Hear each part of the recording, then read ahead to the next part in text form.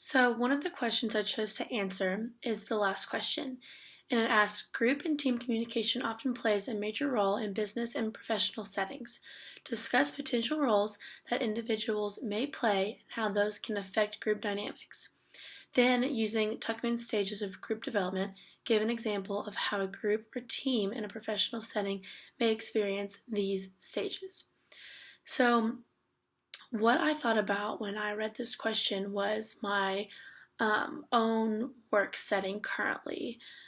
So I work in a restaurant called Malone's, and there's three other locations, and they're pretty well known in Lexington. There's a few in Louisville, I'm pretty sure. And so working there for almost 3 years, I've noticed that every single person has a role, and that is just so important.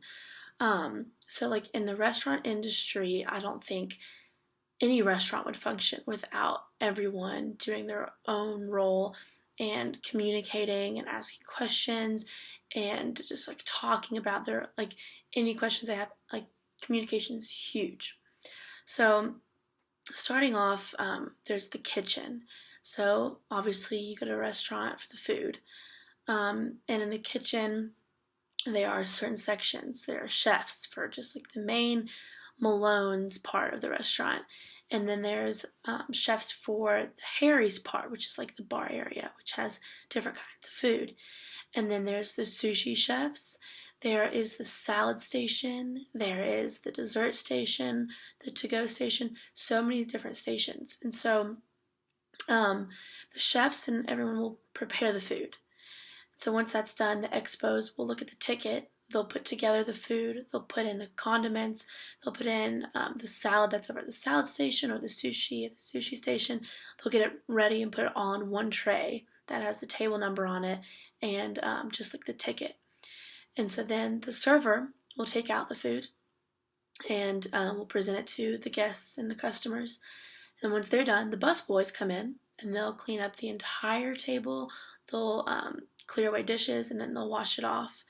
And then the hostess will then seat the table again. And it's just another round of guests and customers. And that's the process of it. That's how it's just a never-ending process at a restaurant.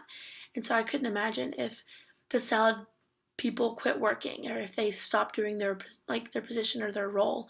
We would be out of luck. Like the expo wouldn't know what to do when there wasn't a salad ready, like how they were going to put it on the tray, and then the server would, it's just all one huge process. And so then looking at Tuckman's stages, there's the forming, storming, norming, performing. Those are all the different phases.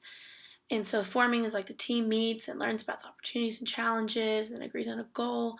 And the storming is the group starts to sort itself out, gain each other's trust, and then they start brainstorming different ideas. And then norming is, this is when the team is aware of the competition and like they actually have a common goal. And then performing, they're motivated and knowledgeable, and the team actually performs and they handle the decision-making process without supervision.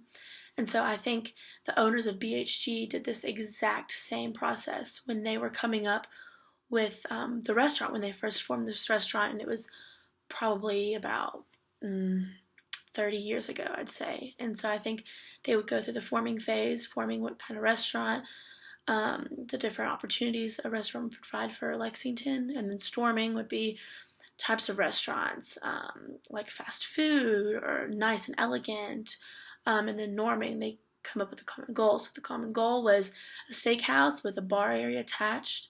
And then the performing, they finally performed and they had these restaurants shoot up and become super successful. And so that is for that question.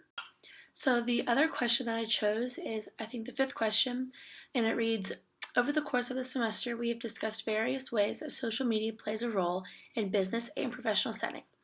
First, how does this impact an individual in the professional role? Next, what are some of the ways social media affects a business or an organization? And what practices would you recommend? What are your takeaways from this semester related to social media? So, social media today is just unreal. It is huge.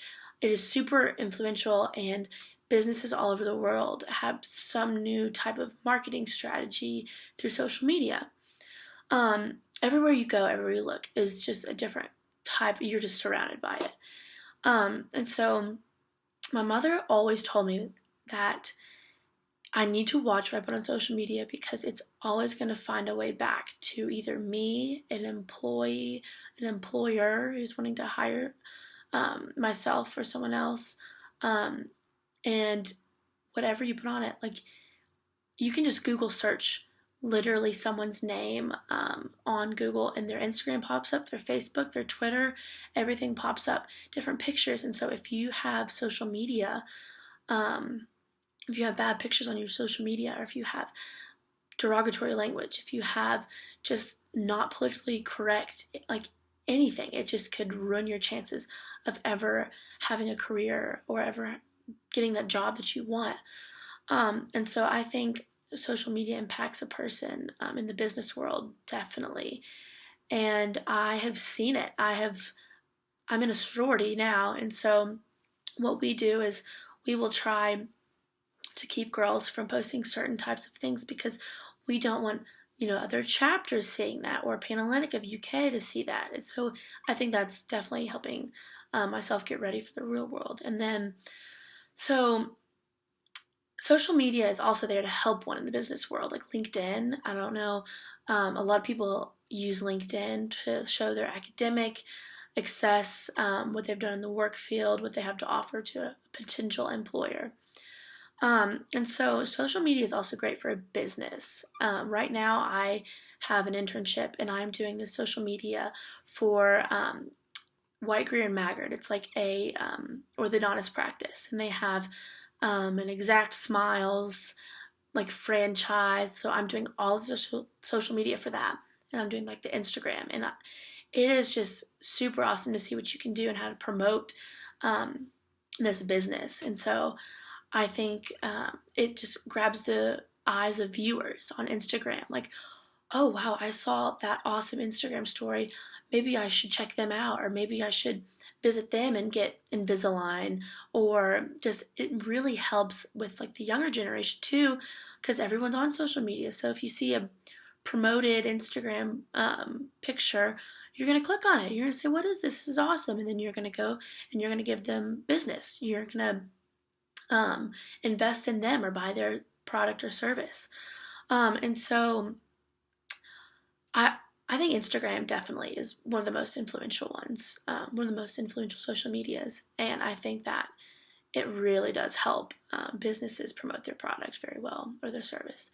So my takeaways from this class is how social media is super important and how to keep a professional image. Now after this class, I feel like I should go through all of my social media, all of my Instagram posts, my Facebook, and make it more professional, because yes, I do have those silly college posts or the silly language that it just does not look professional.